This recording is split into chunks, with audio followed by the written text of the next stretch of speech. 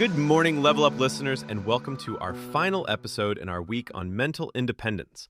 This episode is about becoming the director, not just a spectator in your own life. It's about taking the pen and writing your own script instead of just reading the lines that others have written for you. Let's get into it. Today, we're really plunging into some fascinating sources, all about, taking charge of your own life.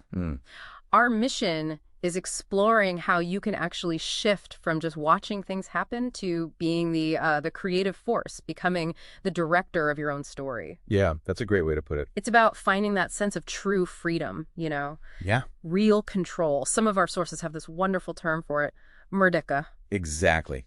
And we want to help you understand that shift. We'll unpack the real differences between being a spectator and being a director in your life. And give practical tools too, right? Absolutely. Practical, actionable tools to help you make that change.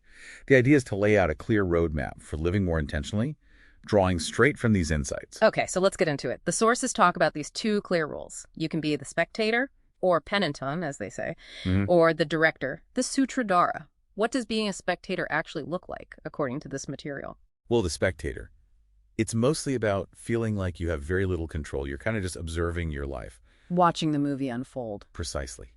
And often, the script feels like it's written by, other people, family, society, maybe even just what's trending online. Ah, okay. So performance is for applause then. External validation. That's a huge part of it, seeking that outside approval. And there's this real fear of bad reviews, criticism, failure. It can be paralyzing. Right. Stops you from taking chances. It really does. And even if things look okay on the surface, there's often that nagging feeling like, am I a fraud? Like you're miscast in your own life. Wow. So it's a life of reaction, not really choosing your path. Exactly. Reaction, not intention.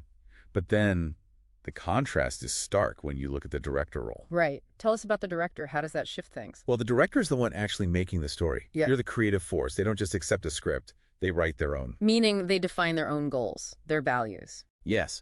What success really means to them personally. And this means they have to cultivate internal validation, trusting their own vision. So less swayed by outside opinions. Much less. They might listen to feedback, sure, but the final cut, that's theirs. And bad takes, failures, they're not the end of the story. They're just learning opportunities. Exactly. Data, information to make the next scene better. And crucially, directors own their role. They build real confidence through action, through competence. So that's the life of intention, of purpose, that murdica you mentioned. That's it. True personal freedom and control. Okay, so we see the difference. Now the big question, how do you actually make that shift? From spectator to director, the sources give us this toolkit, right? Yes, a really practical toolkit. It's not just abstract ideas, it's concrete steps. And the first, maybe the most fundamental, is write your script. Define your why. Okay, and the action there is self-reflection. Really digging deep. Exactly. Getting crystal clear on your core values, your dreams, what a fulfilling life actually looks like to you, separate from all the noise. And the purpose of that, it frees you up somehow. It does. It frees you from constantly seeking external judgment. You start building this internal compass, that becomes the theme for your life's movie. Right. Your North Star. Okay, what's next in the toolkit? Next up, cast your characters, which is really about setting boundaries. Deciding who gets the important roles in your life. And protecting your time and energy. It means carefully choosing who influences you, who gets your focus, and learning to say that graceful no. The graceful no. That's key, isn't it? To avoid getting pulled off your script. Absolutely crucial. Then the third tool is own the set. This is about building competence.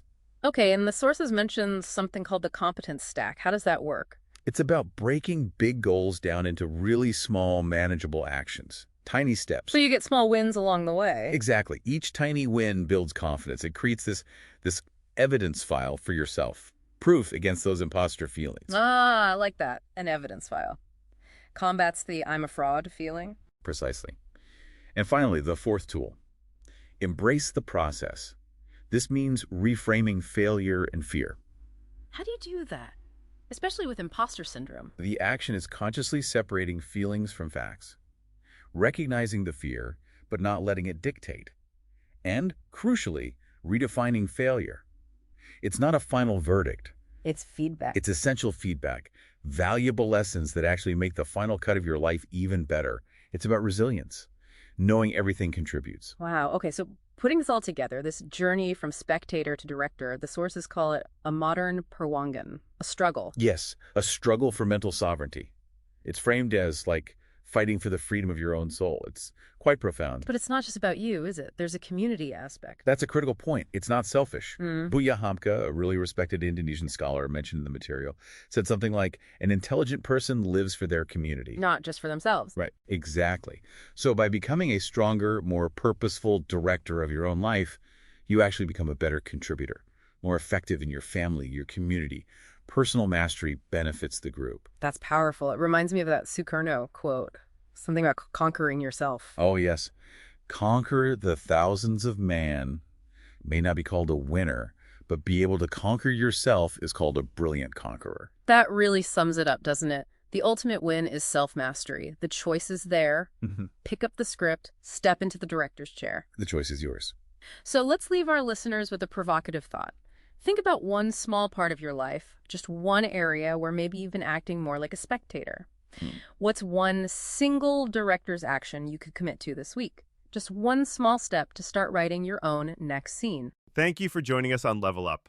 Tomorrow, we'll have a special episode in order to celebrate Indonesian Independence Day. Until then, be the director and keep leveling up.